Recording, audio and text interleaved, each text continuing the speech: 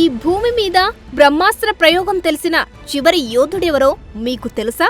అలాగే చనిపోయి కూడా తిరిగి బ్రతికిన వీరుడెవరో మీకు తెలుసా? అతని పేరు వృషకేతుడు, కర్ణుడి చివరి కుమారుడు. కర్ణుడి గురించి ఆల్రెడీ మీకు తెలుసు.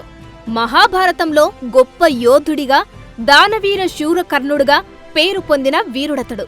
కర్ణుడికి 2 భార్యలు, మొత్తం 10 మంది పిల్లలు ఉన్నారు. మొదటి భార్య పేరు వృషాలి. ఈమె దుర్యోధనుడి రథసారథి కూతురు. రెండో భార్య పేరు సుప్రియ.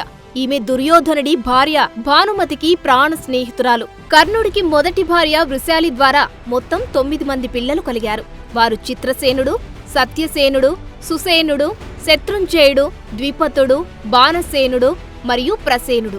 అయితే వీరిలో సుధామునికి 9 సంవత్సరాల వయసులో ద్రౌపది స్వయంవరంలో అర్జునుడి చేత చంపబడ్డాడు. మిగిలిన 8 మంది కురుక్షేత్ర సంగ్రామంలో పాల్గొన్నారు. పాండవుల చేతిలో మరణించారు. ఇక కర్ణుడికి అతని రెండో భార్య సుప్రియకు జన్మించిన వాడే వృషకేతుడు. ఇతడే మన కథానాయకుడు. కర్ణుడు చనిపోయే నాటికి ఇతను చాలా చిన్నవాడు.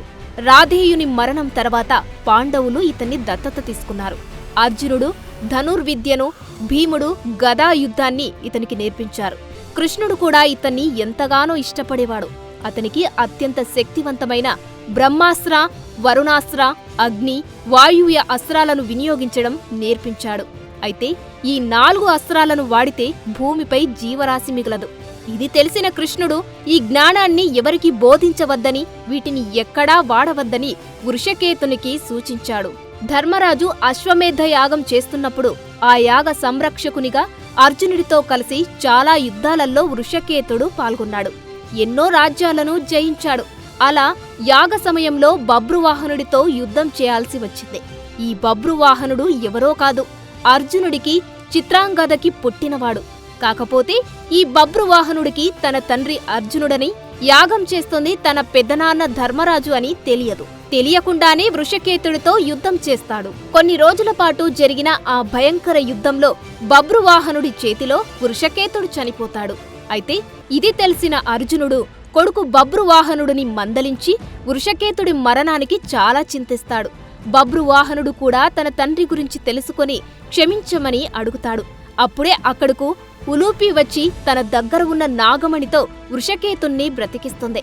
ఈ ఉలూపి ఎవరో కాదు, అర్జునుడి మరో భార్య నాగరాజు కౌరవ్య కుమార్తె. సో మణి సహాయంతో బ్రతికిన వృషకేతుడిని తర్వాత కాలంలో ధర్మరాజు అంగ, ఇంద్రప్రస్థ రాజ్యాలకు రాజుని చేస్తాడు.